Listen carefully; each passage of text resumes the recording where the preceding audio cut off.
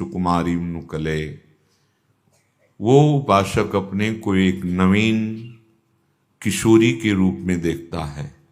वो किशोरी श्री किशोरी जी के पार्श्व में विराजमान होकर उनकी सेवा सुख वृत्ति में निमग्न, परिचर्या में रत, उनकी एक एक वृत्ति को जानने वाली होती है।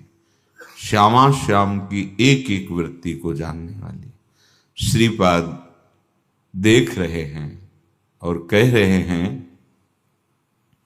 इति वृंदावन कुंजे राधा मंके निधाय धृत चिबुकः प्रणयोक्ति जनित हास्यम पश्यन्नास्यम हरिमम स्फुरतु। आज एक लीला देख रहे हैं श्रीपाद। श्री वृंदावन की नवीन कुंज में युगल सरकार नवीन सैया पे विराजमान है। किसी कारण को लेकर प्रणय कोप में सी लाडली जो है, प्रेम में भ्रकुटी वक्र हुई तो लालजू चिबुक प्रलो रहे हैं और सखियां सब देख रही कैसा अद्भुत आनंद वो प्रणय में है और ये प्रेमाशक्त होकर चिबुक प्रलो रहे। मनो श्रीपाद ने महाप्रभु के इस 7वें पद का जो भाव है वो इस श्लोक में प्रकट किया है।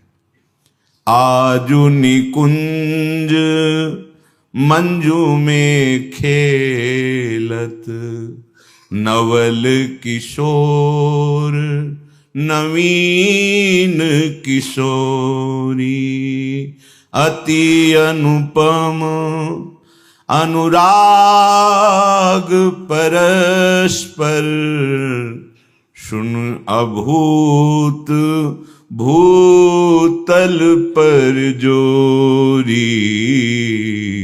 आजू निकुंज मंजू में खेलत नवल किशोर नवीन किशोरी विद्रुम फटिक विविध निर्मित धर नवकर्पूर पराग नथोरी कोमल किसलय शयन सुपेशल तापर श्याम निवेशित गोरी मिथुन हास परिहास परायन पीक कपोल कमल पर झोरी गौर श्याम भुज कलह मनोहर नीवी बंधन मोचत डोरी। आजू निकुंज मंजू में खेलत नवल किशोर नवीन किशोरी हरि उर मुकुर बिलो की अपन पो विभ्रम विकल मान जुत भोरी चिबुक सुचारु प्रलोही प्रबोधत चिबुक सुचारु प्रलोई प्रबोधत पिय प्रतिबिंब जनाए निहोरी नेति नेति बचनामृत सुनी सुनी, ललितादिक देखत दूरि चोरी। जैसी हित हरिवंश करत कर धूनन, प्रणय कोप मालावली तोरी। आजू निकुंज मंजू में खेलत, नवल किशोर नवीन किशोरी। इस भाव राज्य में प्रवेश पाने के लिए उपासक को सबसे पहले अपना भाव इतना विशाल कर लेना चाहिए। प्रगट भाव सेवा प्रगट, यह सुधर्म पहचान। धामी धाम समाज अली, अगम सुगम भय आन। ये यद्यपि लीला दर्शन बहुत अगम है, दुर्लभ है, पर सुगम भयान उसके लिए सुगम हो जाते हैं जो आचार्य शरणागत गुरु प्रसाद से भाव को प्राप्त होता है। प्रगट भाव यही वृंदावन धाम है, ये दृढ़ भाव है, इसी में हमारे श्यामा श्याम खेल रहे हैं। प्रगट भाव और प्रगट सेवा, ये जो आप दुलार कर रहे हैं लाडली लाल का, मंगला से लेकर शयन तक, शयन से लेकर मंगला तक, ये साक्षात निकुंज में आप सेवा कर रहे हैं। ये आचार्यों का आदेश है कि इस पर ये संशय मत करें कि ये साधन सेवा है, साध्य सेवा तो साक्षात और होती है। ऐसा भेद रखोगे तो समय बहुत लग जाएगा। कह रहे प्रगट भाव और सेवा प्रगट, यही प्रगट वृंदावन महल और यही जिनकी हम सेवा कर रहे हैं, बिल्कुल साक्षात सेवा पहुंच रही। हम पत्रावली कर रहे हैं तो अपनी लाडली जी के जब कपोल पे कर रहे हैं तो सीधे वो कपोल पे ही पत्रावली हो रही। हम अगर ऐसा नहीं करेंगे तो फिर ये यथा माम प्रपद्यन्ते तास्तते भजाम्यहम्, फिर आप मूर्ति का श्रृंगार कर रहे हैं। साक्षात लाडली जी, साक्षात प्रगट। हम अगर ये मानेंगे श्रृंगार करते समय ऐसे ऐसे मनो एक हम विग्रह की कर रहे हैं तो वो विग्रह ही रहेगा नहीं। हम साक्षात महारानी जी की उसी अदब से, उसी भाव से, उनके अंग प्रत्यंग सेवा का अधिकार हमको आचार्य चरण से प्राप्त हुआ है।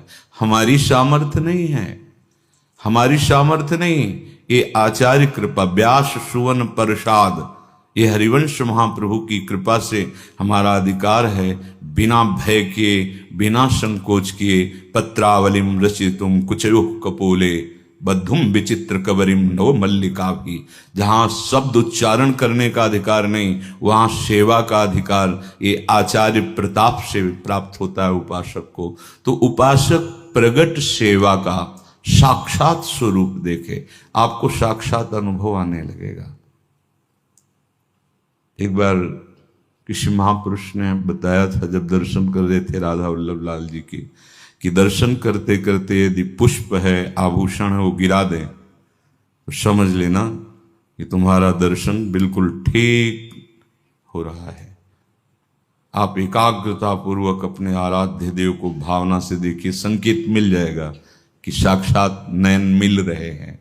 कभी विग्रह भावना रखें कि ये तो विग्रह हैं, मूर्ति हैं, तब आप लीला को देख पाएंगे। इसलिए इसमें पहले लीला का भाव प्रकट करने के पहले लिखा है प्रगट भाव सेवा प्रगट। ये जो प्रगट सेवा है, कैसे बताए कि केवल आचार्य कृपा ही ये सौभाग्य प्रदान किए हुए है, नहीं प्रायः विग्रह भाव ही रहता है, देह भाव ही रहता है, विग्रह भाव रहता है। इसीलिए रस देश में प्रवेश विलंब, बहुत विलंब हो जाता है, बहुत दूर डगरी नजर आता है। नहीं नहीं नहीं, साक्षात हम जिनकी सेवा कर रहे हैं, साक्षात वो सेवा स्वीकार कर रहे हैं, वो साक्षात विराजमान है। आप दुलार करके उसी भाव से देखो, यही हमारा सुधर्म है। जब श्यामा श्याम की अनन्य प्रेम लक्षणा भक्ति का प्रादुर्भाव होता है, तो जितने ग्रह नक्षत्र ग्रहण तिथि वार शुभ अशुभ ये सब सोहनी लग जाती है इसमें। यहां न तद्भासते सूर्यो न शशांको न पावकः यद गत्वा न निवर्तन्ते तद्धाम परमं मम। इसमें लोक व्यवहार क्या परमार्थ की भी शासन वृत्ति नहीं है। ये प्रिया प्रीतम का एकांतिक महल प्रेम बिल्शन है। अब शरद है और शयन हो गया, क्योंकि ग्रहण पड़ रहा है किसका? चंद्र का। कहां? लोक में। हो कहां? धाम में। धाम की महिमा न तद्भासते सूर्यो, गीता जी। फिर आचार्यवाणी, तहां न लगन ग्रहण के वेद, तहां कुदिन शुभ अशुभ, ये सब नहीं। सुधर्म को पहचाने, ये प्रेम धर्म है। इसीलिए चढ़ के मैन तुरंग पर चले वो पावक माए। आज ये तिथि, आज ये वार, आज ये ग्रह, आज ये नक्षत्र, शुद्धि नहीं होनी चाहिए।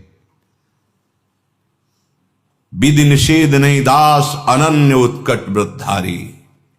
समस्त व्रत उपासना साधना का फल है कि आराध्य देव में प्रीति हो जाए, और ये प्रीति की चरम सीमा का स्वरूप है विधि निषेध नहीं दास अनन्य उत्कट व्रतधारी। नाभाजी ने श्री हितजू महाराज को लिखा है, हरिवंश गोसाई भजन की सकृत रीत कोई जानिए, कोई बिरला इस रस रीत, एकमात्र श्यामा श्याम के अनंत। जैसे श्री स्वामी हरिदास जी महाराज और उनके चरण सेवी, उनके अनुगामी, उनके परिकरजन, हितजू महाराज का जो ये रसमय सिद्धांत, यही जब हृदय में उतरेगा तो लीला देखने की सामर्थ्य प्रदान करेगा।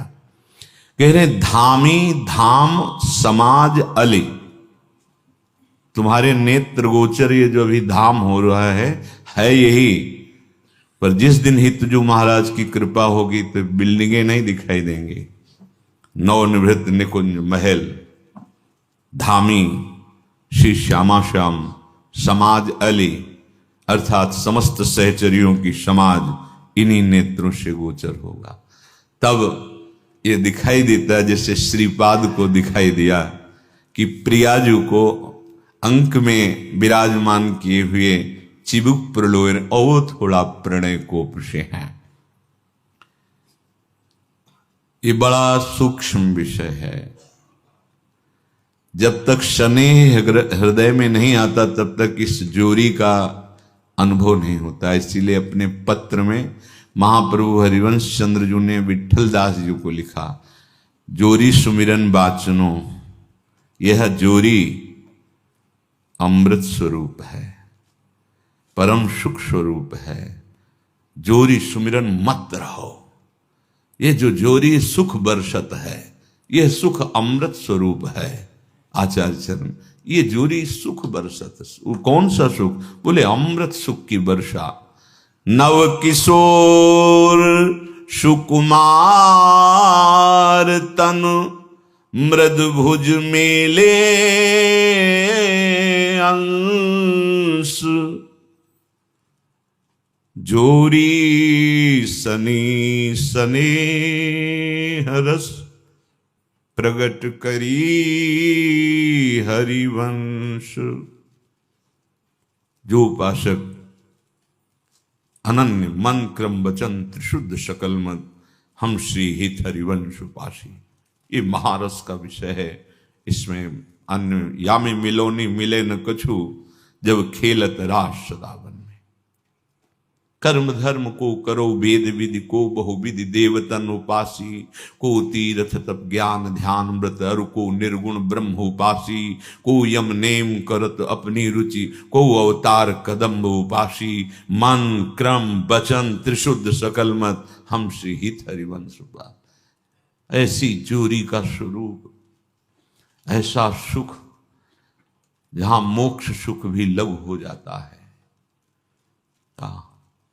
देख रहे हैं आज निकुंज मंजू में खेलत नवल किशोर नवीन किशोरी।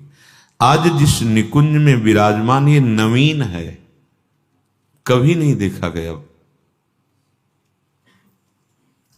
क्या नई रचना हुई है? ये वृंदावन है, दिव्य चिदानंद है। ये हर समय नवम नवम होता है, यहां सब कुछ नवम होता है। यहां का प्रेम नया, यहां के प्रेमी नए, यहां का प्रेम खेल नया, और जहां खेल हो रहा है वो धाम नया।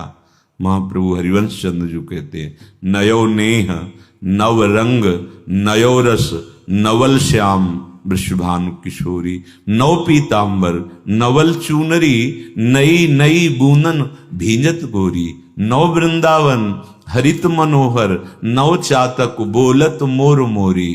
आज मोर भी नवीन है, मोरी भी नवीन है, उनका बोलना भी नवीन है, मेघ भी नवीन है, उनकी जो छोटी छोटी बूंदें वो भी नवीन है। वृंदावन की आज हरियाली भी नवीन है, कुंज निकुंजे भी नवीन है। आज सरकार का सब कुछ नवीन है। नवभूषण नवीन आभूषण धारण, तो प्रतिपल नवीन, नवम नवम। हमारे स्वामी का वैभव नवम नवम। आज निकुंज में, कुंज निकुंजे ब्रज विलास में भी हैं। जैसे ब्रजेंद्र नंदन वृषभानुनंदिनी के रूप में हमारे युगल सरकार कुछ समय के लिए द्वापर युग में पधारे, तो फिर पूरा परिकर पधारा, अष्ट सखियां पधारी, पूरा कुंज निकुंजे पधारी अपने अंश के रूप में, और वो लीला विलसन हुई, अधिकार के अनुसार दर्शन कराया। पर नवनिवृत्त निकुंज में जो अनादिकाल से अनंत काल तक लीला चल रही, वो जो सौंदर्य है, वो जो स्वरूप है, वही अंश रूप से प्रकट हुआ था। वो जो सौंदर्य है वो केवल सजनी जी की कृपा से, सखियों की कृपा से नेत्र गोचर हो सकता है, अन्यथा नहीं। यद्यपि उद्धव शनकादि बड़े बड़े महात्मा गोपी जनों के प्रेम को देखकर अपने भजन को लघु समझते हैं, रसिकाचार्य महापुरुष जनों की कृपा से जब ध्रुवदास जी ने इस रस का रसास्वादन किया तो कह रहे, तीन गोपिन ते दुर्लभ माई नित्य विहार सहज सुखदाई। तो ये आज जो नवनिवृत्त निकुंज है, बड़ी अद्भुत शोभा से युक्त है। इस सजनी जो स्वयं गान कर रहे हैं, आज निकुंज मंजू में खेलत, बड़ा मंजुल कुंज है, बड़ी अद्भुत शोभा है। इसमें खेल रहे हैं दोनों नवल किशोर नवीन किशोरी। नवल किशोर हैं, पहले कभी ऐसे नहीं देखे गए, और नवीन किशोरी जो हैं पहले ऐसी कभी नहीं देखी गई। स्वामी जी महाराज कहते हैं ये जोरी का स्वरूप ही ऐसे है। ये कौन बात जो अबहीं और अबहीं और अबहीं और, ये कौन सी बात है? जब देखो तब नवीन ही नवीन शोभा, नवीन ही नवीन रूप, नवीन लावण्य, नवीन इनका नेह। ऐसा नवीन नेह है कि दो आदिन अंत विहार करे तो लाल प्रिया में भई न चिन्हारी। इतने नवीन है कि अभी परिचय भी नहीं हुआ। आज ये दोनों नवल किशोरी जू और नवल किशोर जू नवीन निकुंज मंदिर में खेल रहे हैं, अर्थात प्रेम क्रीड़ा परायण है। इस खेल में प्रवेश तभी हो जब पहले त्रिगुण माया का खेल तुम्हारे नेत्रों में अच्छा न लगने लगे।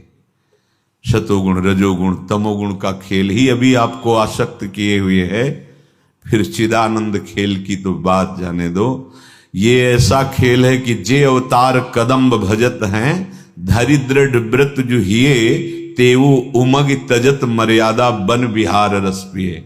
जो अवतार लीला को दृढ़ता पूर्वक भजते हैं, जब नित्य विहारी श्यामा श्याम की लीला का जरा सा स्वाद मिलता है तो ऐसी उमगन आती है कि उस अवतार लीला को भी छोड़कर नित्य विहार की लीला में वो आसक्त चित्त हो जाते हैं। अहो भाग्य है। आज नवीन कुंज महल में नवीन किशोरी जी और नवीन किशोर जो नवीन क्रीड़ा कर रहे हैं, खेल रहे हैं। इन दोनों में परस्पर अत्यंत अनुराग है। अत्यंत शब्द का क्या अर्थ होता है? तो बहुत, यहां बहुत का तात्पर्य है कि श्याम रंग श्यामा रंगी, श्यामा के रंग श्याम। पता नहीं चलता इनमें कि कौन प्यारी जो कौन प्यारे जो। कभी कभी प्यारी जो पुकार उठती है, हा प्यारी जो, हा श्यामा जो। कभी प्यारे जो पुकार उठते हैं, हा लाडले, हा श्याम सुंदर। तो सखियों को लगता है कि कौन है इनमें, प्यारी कौन है, प्यारे कौन है? क्योंकि प्यारी प्यारे के रंग में, प्यारे प्यारी के रंग में, और रंग में रंगते रंगते दोनों बेशुद्ध हैं। तो कभी प्यारे के भाव में प्यारी जी पुकारने लगती, हा राधे तुम कहाँ हो, हा श्यामा। ऐसे ये बड़ा अद्भुत गाढ़ प्रेम रस। बोले कि इन दोनों के परस्पर प्रेम को कहीं किसी भी धाम में, कहीं धामी में नहीं देखा गया जैसा प्रेम यहां प्यारी जो और प्यारे जो का है। जिनको परिचय नहीं है वो अवतार लीला को लेकर टीका टिप्पणी करते हैं कि भगवान का राधा जी से कब ब्याह हुआ, कहाँ हुआ। ऐसा भी है ब्रह्म वैवर्त पुराण में ब्रह्मा जी ने श्री लाडली लाल का स्वयं ब्याह, उस समय वो पुरोहित बने ब्रह्मा जी और उनका ब्याह हुआ। बड़ा सुंदर वर्णन है, पर वो सब बाहर की बातें हैं। ये नवनिवृत्त निकुंज में इन सब बातों को कोई महत्व ही नहीं है। ये तो युगल लाडिले, हाँ श्याम रंग श्यामा रंगी, श्यामा के रंग। यहाँ ये सब लोक व्यवहार की बातचीतें बिल्कुल नहीं है। पर जिनको ज्ञान नहीं है इस भेद का, तो वो आरोपित करते हैं कि ऐसा उनका ऐसा। वो ऐसे चर्चाएं कानों में नहीं सुननी चाहिए। अनन्य प्रेमी रसिकों की बात सुननी चाहिए। भगवत रसिक रसिक की बातें रसिक बिना कुछ समझ सके ना, ये बाहरी नहीं समझ सकते। तो नवल किशोरी, नवल किशोर श्री लाडली लालजू क्रीड़ा परायण है, प्रेम खेल खेल है, अत्यंत अनुराग परस्पर है। इन दोनों में जो प्रेम देखा गया वो अन्यत्र कहीं नहीं है। ये जोड़ी भूतल पर हित सजनी के प्रदत्त नेत्रों से ही देखी जा सकती है, अन्यथा नहीं। सुन अभूत भूतल पर जोरी, क्योंकि भूतल पर अवतरित हुए अंश से लाडली लाल के रूप में तो विविध लीलाएं हैं। प्रभु गाय चराने जाते हैं, दिन भर वियोग में सखियों से गोपियों सहित ऐसे गुणगान करते हुए समय व्यतीत होता है। पर ये जोड़ी पलक झपकने के लिए भी अंतर नहीं पड़ता, पलक झपकने के। ये बड़ा अद्भुत प्रेम रस है। वो तो जब रसिक शेखर गुरुदेव के चरण रज का सेवन हो और उनके चरणों में बैठ करके उनके श्रीमुख से इसका रहस्य सुनने को मिले, तब समझ में आता है। इन दोनों में अत्यंत अनुराग है और इन दोनों के परस्पर का प्रेम अन्यत्र उदाहरण में नहीं दिया जा सकता। सुन अभूत भूतल पर, अति अनुपम अनुराग परस्पर, सुन अभूत भूतल पर जोरी। ये भूतल वृंदावन का कैसा है? विद्रुम फटिक विविध निर्मित धर, नव कर्पूर पराग न थोरी। ऐसी अद्भुत शोभा है। वैसे हेममयी भूमि है, स्वर्णिम, पर आज ऐसी ऐसी मूंगे की मणियों से, स्फटिक मणियों से जिस निकुंज में प्यारी जो प्यारे जो विराजमान है, श्रृंगार किया गया है कि मणियों की आभा श्वेत प्रकट हो रही है। विद्रुम फटिक विविध निर्मित, विविध मणियों से, स्फटिक मणि से उस भूमि का वृंदा सखी ने ऐसा सृजन किया है कि गौर आभा प्रकट हो रही है, और ऊपर से कर्पूर पीस करके बिखेरा गया है। उसके ऊपर पराग की धूल, पिसा हुआ पराग, जो कहीं कण चुभे ना लाडली लाल के सुकुमार चरणों में, ऐसा बिछा हुआ है। और सौरभ का छिड़काव हुआ है। वो सौरभ घ्राणेन्द्री में जाकर प्रेमोन्माद पैदा करता है। विद्रुम फटिक विविध निर्मित धर, नौ कर्पूर पराग न थोरी। ऐसी भूमि में सुंदर सैया की रचना की गई। कोमल किसलय शयन सुपेशल। आज सुंदर सुंदर नवीन वृंदावन की जो कोप निकलती है, नवीन कोमल पत्ते, एकदम अभी नवीन, बिल्कुल सुकुमार, उनकी गादी बना करके सैया बनाई गई है। और उस कोमल किसलय शयन सुपेशल, और उस पर हमारे प्राणाराध्य युगल सरकार दोनों विराजमान हुए। तापर श्याम निवेशित गोरी। श्री लालजू महाराज कर कमल पकड़ कर लाडली जी को शैया पर विराजमान करते हैं, फिर आप भी विराजमान होते हैं। अब मिथुन हास परिहास परायण। अब युगल सरकार हास परिहास, बड़ी रसमयी बातें, और सखियां सब कुंज रंध्रों से लग करके सुन रही हैं। हास परिहास विनोद भरी बातें हो रही हैं, प्रेममयी क्रीड़ा हो रही है। उसी बीच में एक घटना घट गई। इंद्रनील मणि कांति एकदम वक्षा स्थल तेजो में श्री लालजू का, तो हमारी भोरी प्रियाजू की दृष्टि पड़ी, तो सुंदरता की सीमा का प्रतिबिंब दिखाई दिया। हरि उर मुकुर बिलो की अपन पो, विभ्रम विकल मानजुत भोरी।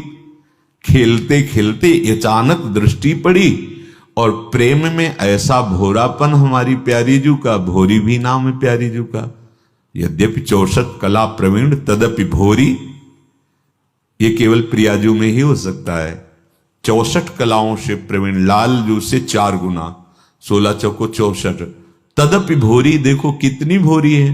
लालजू के वक्षा स्थल में अपना प्रतिबिंब देख करके लाडली जी को लगा ये तो बड़े छलिया है, बड़े छलिया है। भ्रकुटी चढ़ गई। हरि उर मुकुर बिलो की अपन पो, विभ्रम विकल मानजुत भोरी। तुम हमसे बात मत करो, तुम छलिया हो। देखो तुम्हारे हृदय देश में कितनी सुंदरता की राशि विराजमान। नहीं नहीं नहीं नहीं, तुम कपट रखते हो, कपट रखते हो। सखिया सब देख रही, प्यारी जू का बोल, लालजूत की तो हृदय में अपार प्रेमी है ना, तो प्यारी जू के ऐसे चिबुक को, चिबुक ऐसे थोड़ी पे ऐसे कर कमल विराजमान। हरिउर मुकुर बिलो की अपन पो, विभ्रम विकल मानजुत भोरी। चिबुक सुचारु प्रलोई प्रबोधत। अरे प्यारी जू आप कितनी भोरी हो, आप देखो ना, ये आपका ही प्रतिबिंब है। स्वामिनी जू आप देखो तो ध्यान से, तो आप कितनी भोरी हो। आप व्यर्थ में भ्रम करके मान कर रहे हो। देखो ना, ये तो आपका प्रतिबिंब है। हरिउर मुकुर बिलो की अपन पो, विभ्रम विकल मानजुत भोरी। तो चिबुक सुचारु प्रलोई प्रबोधत, पी प्रतिबिंब जनाय निहोरी। निहोरा करके कि प्यारी जी ये आपका ही प्रतिबिंब है। तो श्री जी कहती नेति नेति वचनाम। नहीं नहीं, अब हमें पक्का पता चल गया है कि आप छल करते हो, आप कपट करते हो। इस लीला में लालजू विवश दिखाई देते हैं। इतनी भोरी प्रियाजू है कि समझाने का पूरा प्रयास करते हैं, पर प्रियाजू ये सुख है, महासुख है। ये प्रेमी जनों के नेत्र गोचर जब होते हैं। 7 दिन 7 रात्रि इसी में समाधिस्थ रहे थे श्री नागरीदास जी। वे मृद चिबुक प्रलोई प्रबोधत, तू भामिन करशो कर टारत। केवल इन 2 पंक्तियों में न खाना न पीना न नेत्र खुल, 7 दिन 7 रात्रि अपार सुख में श्री नागरीदास जी महाराज। वे मृद चिबुक प्रलोई प्रबोधत, तू भामिनी कर। नहीं नहीं, अब हमें पता चल गया आप छलिया हो, आप छल कर रहे हो। प्रीतम अनुनय विनय करते हैं, प्रियाजू पर कोई प्रभाव नहीं पड़ रहा, और वो कह रहे नेति नेति, ऐसा नहीं ऐसा नहीं, तुम छल करते हो। देखो कितनी सुंदर, ऐसी सुंदरी तो हमने आज तक देखी नहीं, उसको अपने हृदय देश में रखते हो और हमसे ऐसा। तो प्रणय कोप की अब सीमा हो गई। सखियां कुंजरंध्रों से अपार सुख में डूब रही अपनी स्वामिनी के भोलेपन पर। इतने में प्रणय कोप से भरी हुई प्रियाजू ने जो प्रीतम के वक्षस्थल पर माला थी उसे झटक दी कि नहीं तुम छलिया हो। जे भी माला झटक रही तो हित सजनी जो दूर से ऐसे करके समझाया था आपको कि आप कहीं अपने भोरेपन में मत डूब जाना, पर फिर भी आप नहीं मानी। जैसे हरिवंश करत कर धुना, नहीं नहीं नहीं प्यारी जू, आप भोरेपन में डूब रही हो। आप जे भी प्रियाजू ने माला झटकी तो ही एकदम चेतना हुई, क्योंकि माला झटकने से एकदम कि अरे ये तो मेरा ही प्रतिबिंब। दोनों युगल गले लग जाते, खेलने लगते हैं। सखिया आशीर्वाद देती। श्रीपाद प्रबोधानंद जी महाराज इसी पद का भाव इति वृंदावन कुंजे राधा मंके निधाय धृत चिबुकहा प्रणयोक्ति जनित हास्यम पश्यन्नाश्यम हरिर्मम स्फुरति। सखिया बड़े आनंद में हास्य से युक्त हो जाती कि हमारी स्वामिनी जो कितनी भोली। श्रीपाद कह रहे हैं एक बार फिर ये छटा मेरे नेत्र गोचर हो। मैं एक बार फिर आकांक्षा करता हूं कि स्वामिनी जी वही शोभा मेरे नेत्रों में फिर दर्शावें। इस मार्ग में उपासना का दृढ़ भाव, पहले ये दृढ़ता बैठा लो कि नाम जप नहीं छूटना चाहिए, ये जीव खाली नहीं रहे। किसी ने प्रश्न किया कि नाम जपते जपते घंटा आध घंटा में हमारे सब ये दर्द करने लगते हैं, ऐसा जिससे बोलते हैं। ऐसा उपासकों को अनुभव होता होगा कि जब हम नाम जप करते हैं ज्यादा समय हो जाता है तो हमारे दर्द होने लगता है। तो आपका अभ्यास कमजोर है। आप देखना नाम जपते जपते उपांश में पहुंच जाओगे, जिससे इसका एक क्रम है। उपांश में जपते जपते मानसिक में पहुंच जाओगे। ऐसा नहीं है कि थक गए और छोड़ दिया। इसीलिए कहते हैं थोड़ा संयम से रहो, ब्रह्मचर्य से रहो, पवित्र रहो, आहार विहार ऐसा रखो जिससे अभी शरीर स्वस्थ रहे, क्योंकि आपको अभी अभ्यास परिपक्व करना है। अगर अभ्यास परिपक्व नहीं हुआ तो ये ठीक कह रहे हैं, जो ऐसा बोलते हैं वो ठीक कह रहे हैं, क्योंकि इसी मार्ग से चले हैं। तो बहुत से साधकों से, बहुत से ऐसे कि जैसे बार बार राधा राधा राधा राधा राधा राधा राधा राधा राधा राधा राधा या नाम लिखना, तो यहाँ दर्द होना शुरू हो जाना या ऐसे थकान सी लगना, ये अभी अभ्यास की कमजोरी है और संयम की कमजोरी है।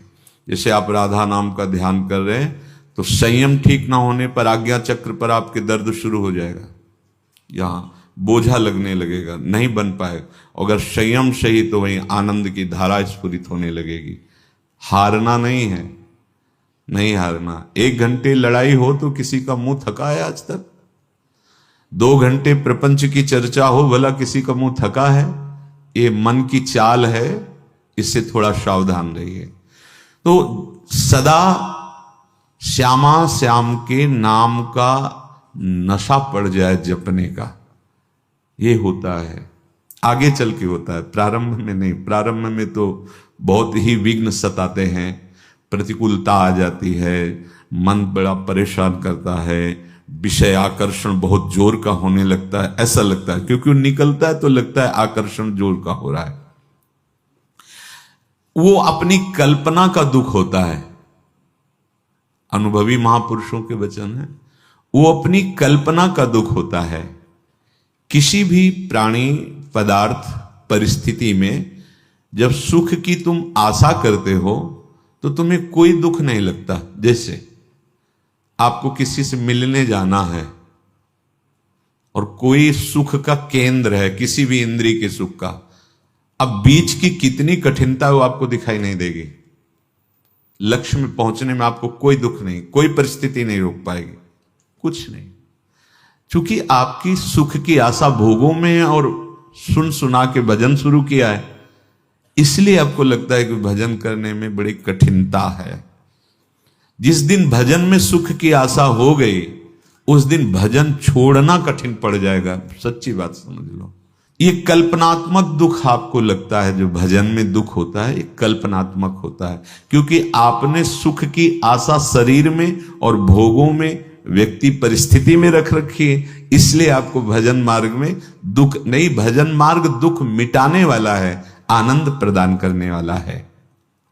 जब तुम किसी व्यक्ति को, बहुत ध्यान से सुनना, किसी वस्तु को, किसी परिस्थिति को अपने अनुकूल बनाने की चेष्टा करोगे तो तुम्हें भजन में अश्रद्धा और दुख अनुभव होने लगेगा। पकड़ो इस बात को। तुम्हारे भजन में विक्षेप और दुखद भावना तब आएगी जब किसी वस्तु को, किसी व्यक्ति को, किसी परिस्थिति को सुख की लालसा से अनुकूल बनाने की चेष्टा कर रहे हो, तो इधर भाव बिगड़ जाएगा भजन का, उसमें फिर दुखद भावना आ जाएगी, विपरीत भावना आ जाएगी।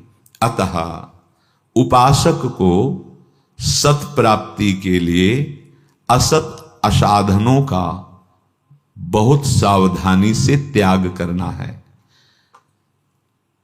जिस समय नाम का सतत स्मरण चलने लगता है, थोड़ा सा आराध्य देव के प्रति अपनापन प्रकट होता है, तो असाधन त्यागना नहीं पड़ता। जो असाधन का स्वरूप त्यागने को अपने आप छूटने लगता है। इसमें वर्णन करते हैं, दिन नहीं चैन, ये अनुभूत बात है। दिन नहीं चैन, रैन नहीं निद्रा, भूख प्यास का भान नहीं, हिय में जलती आग अमित, पर उसका भी कुछ ज्ञान नहीं, रोती आंखें नित्य, बरसता रहता नित्य नेह का मेह। ये समझो, आप भगवत पार्षद हैं। रोती आंखें नित्य, बरसता रहता नित्य नेह का मेह। अब और कोई याद नहीं, और कोई फरियाद नहीं। कैसी स्थिति महामहिमा में, और कोई याद नहीं, फरियाद नहीं, बस तेज उज्ज्वलित जर्जर दे, तेज उज्ज्वल अध्यात्म तेज से भरपूर हृदय और शरीर जर्जरित दे। ये नाम की महिमा प्रकाशित होती, नाम की, जो हम छोड़ने के लिए बहुत प्रयास करते हैं, छूटता नहीं। तो सुनो, परत मन छीनने कहूं नहीं चैन। ऐसी पकड़ मन की हो जाती है। हम प्रणाम करते हैं मन को, एक तरफ इसकी निंदा करते हैं। जब ये भगवत विमुख होकर विषयों को पकड़ लेता है तो छुड़ाए नहीं छोड़ता, और एक तरफ इसको वंदना करते हैं, प्रणाम करते हैं कि जब नाम को पकड़ लेता है तो ये बहुत चतुराई से नाम जपता है, कोई इसको छुड़ा भी नहीं सकता। इसीलिए बहुत काम का है मन। इसको फुसला के, डांट के, जैसे बने इसे अपने पक्ष में लाओ, इसको नाम जप में लगाओ, फिर आगे चलकर इसका कमाल देखोगे। ये तुम्हें कितना सुखी करता है, कितना सहयोग प्रदान करता है।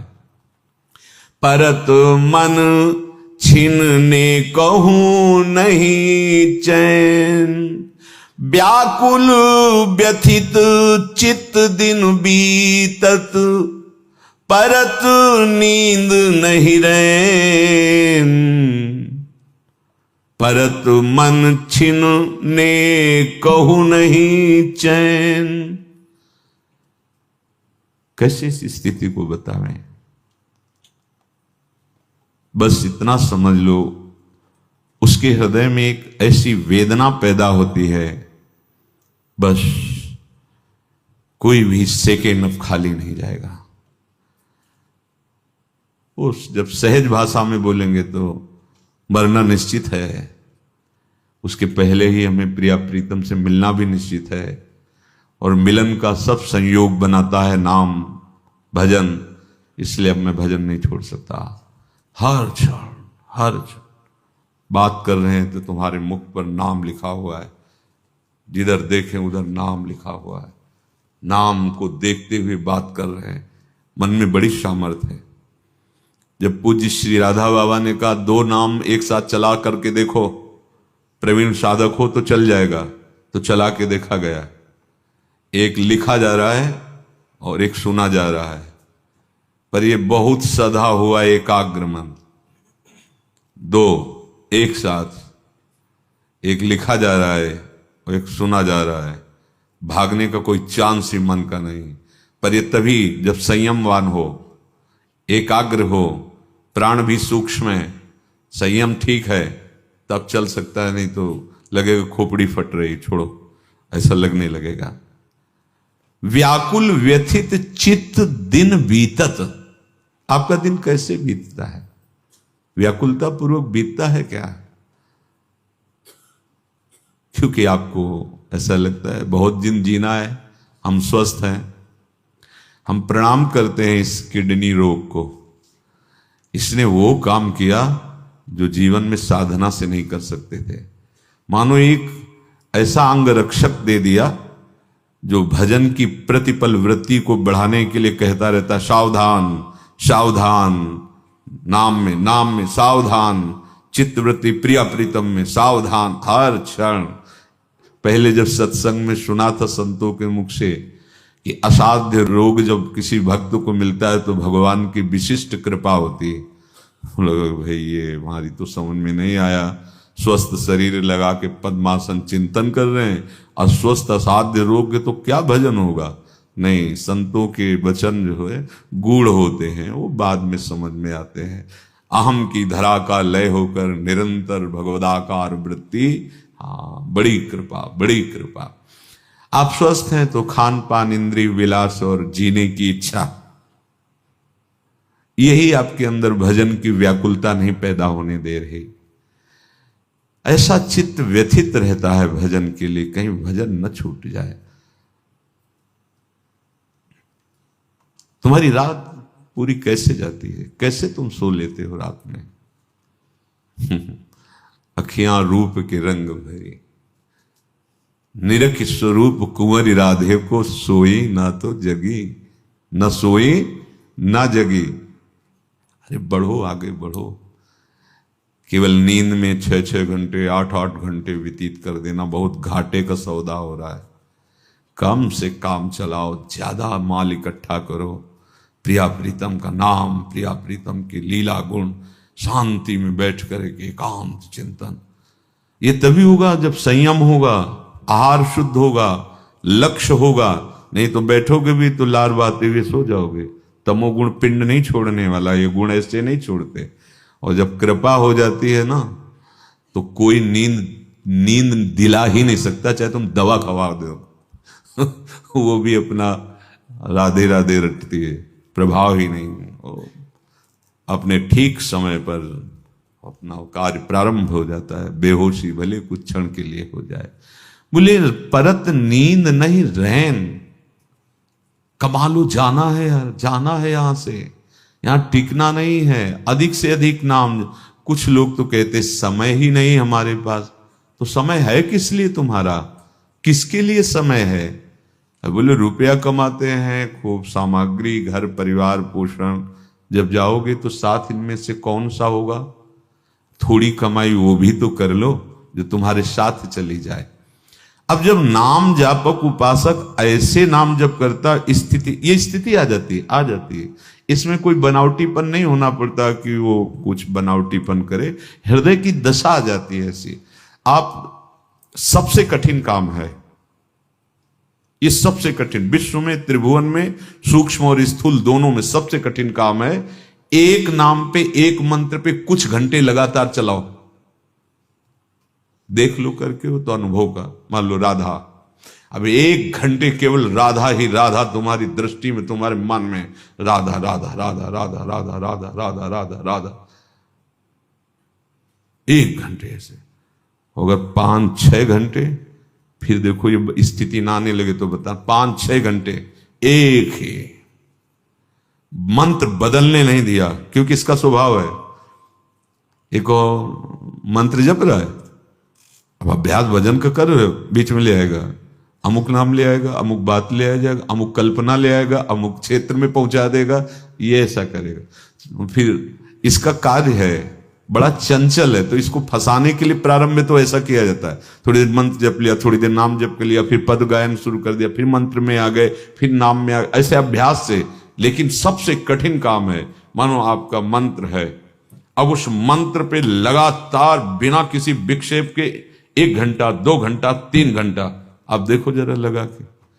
अभी अगर ये पैदा ना हो जाए व्याकुलता, तो आप हमें बता देना, व्याकुलता पैदा हो जाएगी, छटपटाहट पैदा। ये पहले तो ऐसा करेगा कि कमरे में बैठे तो खिड़की खोल के गली में देख लें एक बार, कुछ तो आप पकड़ में आ जाए, इससे जीवित रह जाए, ऐसा मन व्याकुल होता है। कुछ तो दिखा दो, थोड़ी टीवी दिखा, अगर मोबाइल है मोबाइल चला के और मंत्र हाँ चल रहा है, बस वो अपनी सामग्री इकट्ठा कर रहा है, कुछ नहीं। बाहर का छूने मत दो, निकलने मत दो इसको हृदय मंदिर से, और लगातार रहेगा।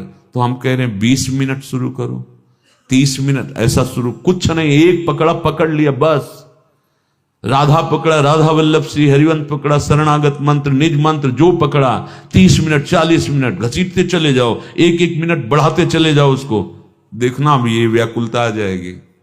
जहां तमोगुण नष्ट हुआ, नींद नाम की चीज नहीं रहती जीवन में, निद्रा नहीं रहती है, ऐसे अलसार हैं, वो चेष्टा भले ऐसे हो, अपने उसी स्थिति में रहता है। अब आगे कुछ त्याग करने की तुम्हारे अंदर लड़ाई नहीं होगी, अपने आप त्याग हो जाएगा। देखो इसमें लिखा है, धन घर परिजन हुते सबही, अति प्यारे हुतो ममत्व, अब न सुहात कतहूं को कबहूं, सब मह भयो समत्व। जितने सब शरीर संबंधी प्यार थे, अब ममत्व हटकर समत्व हो गया, सब में अपने प्यारे लाडले प्रभु का भाव हो गया, पुत्र में, पत्नी में, परिवार में, सब में प्रभु, प्यार ही प्यार। कभी उसके अंदर द्रोह विद्रोह, दोष दर्शन, लड़ाई झगड़ा, ये सब नहीं। लोग डरते हैं कि अगर इसका सही भाव न समझ पावे तो उसका मतलब कि जब भजन बढ़ेगा तो सब छोड़ देंगे, स्त्री पुत्र परिवार, और ये बाहर निकलकर भाग जाएंगे। ऐसा भाव नहीं है। अभी जो भाव तुम्हारा मोहांध है वो हट जाएगा और समत्व भाव आ जाएगा। फिर जो प्यार होगा बहुत पवित्र प्यार होगा। मेरे लाडिले मेरे पुत्र रूप में है, मेरे लाडिले प्रभु मुझे अपना प्यार देने के लिए पत्नी रूप में है, मेरे प्रभु माता पिता के रूप में, सब में अपने प्रभु का दर्शन होने लगता है उस महान भागवत को जो निरंतर नाम जप करता है। अब न सुहात कतहूं को कबहूं, अब वो अलग से जो ममता थी अब वो अच्छी नहीं लगती, कहीं भी कोई भी अलग वाला भाव नहीं रह गया है। सब मह भयो समत्व, सब में एक अपने आराध्य देव का दर्शन।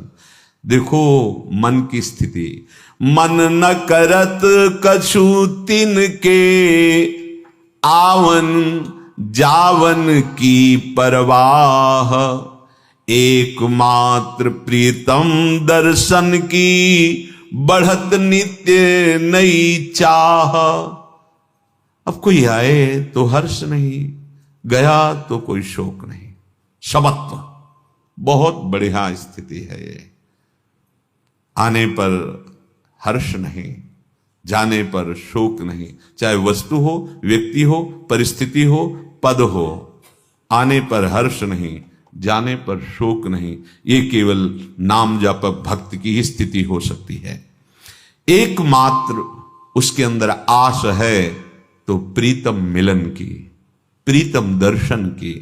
सुरति न करत अन्य की मन, तज सगरी व्याधि उपाधि। प्रिय मिलने छा रूप भयो बस, लागी सहज समाधि। ये समाधि पद्मासन लगा के कुछ समय की संकल्पित समाधि या निसंकल्पित समाधि, उससे भी श्रेष्ठ समाधि है ये नाम जापक की। देखो, एकमात्र मन का भगवदाकार अनन्य चिंतन, कहीं जा ही नहीं रहा।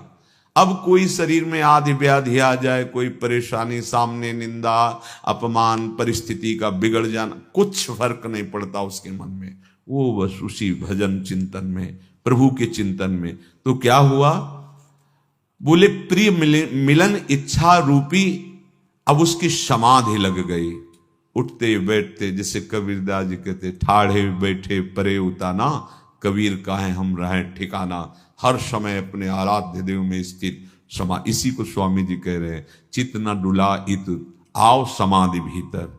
ये समाधि हर समय अपने प्यारे जू के चिंतन में, सम्मत्व जगत में, ममत्व प्रिया प्रीतम में, ये भारी समाधि है, भारी समाधि। मिटी अशांति बिथा व्याकुलता, पायो सब विधि चैन। इच्छा तीव्र मिलन अनन्य भई, सकल सुख ऐन। अब न कोई चिंता रह गया, न कोई दुख रह गया, अब न कोई व्याकुलता रह गई, सब विधि से चैन मिल गई। जिसे गोस्वामी जी कह रहे हैं, जाकी कृपा लवलेस ते, मतिमंद तुलसी दास हूं। पायो परम विश्राम, राम समान प्रभु नाही कहूं। सब विधि चैन, अब सब विधि से एक अद्भुत विश्राम, अद्भुत शांति। अब केवल एक ही तीव्र इच्छा वो बढ़ती रहती है, मिलन में अमिलन। मिलन में वो कभी प्रतिपल मिलते नजर आते हैं, कभी ऐसा लगता है कभी नहीं मिले हैं। इसी भाव में उपासक की तन्मयता प्रतिपल बढ़ती रहती है। तो उपासक की तो ये दशा होती, पर उपास्य देव की क्या दशा होती है उस उपासक के लिए? उपासक की तो ऐसी दशा है। तो उपास्य देव में कुछ फर्क पड़ रहा है उधर आराध्य देव में? बोले हां। प्रभु उद्धव जी से कहते हैं, जब भगवान के आंसू बह रहे हैं, इधर इनके आंसू बह रहे ना, उधर उनके आंसू बह रहे हैं, अरे कि आप इतना विकल क्यों है प्रभु? गोपी जन विकल है प्रभु। गोपी जन आपकी भक्त ही तो हैं, तो आपको इतना विकल क्यों होना? सुनो, जैसे उपासक अपना सर्वस्व प्रभु को मान लेता है, ऐसे प्रभु की स्थिति जैसे उपासक की, ऐसे आराध्य देव की स्थिति। वो कह रहे हैं, सहाया गुरवः शिष्या भुजिष्या बांधवाः स्त्रियः सत्यम बदामी। मैं सत्य कह रहा हूं। ये बात अर्जुन से कही, उद्धव अपने प्रियजनों से, मैं सत्य कह रहा हूं। ये जो प्रेमी जन है ना, इस कोटि के जो प्रेम करते हैं, जैसे गोपी जन, बोले ये मेरी सहायता करती है, सहायक है मेरी। भला अखिल कोटि ब्रह्मांडों को रचना करने में किसी की सहायता नहीं ली तो क्या? जब वो प्रेम में डूब रही हैं, तो ये प्रेम में डूब रहे हैं, तो इनके प्रेम में डूबने से वो बचा रहे हैं, उनके प्रेम डूबने से ये बच रहे हैं।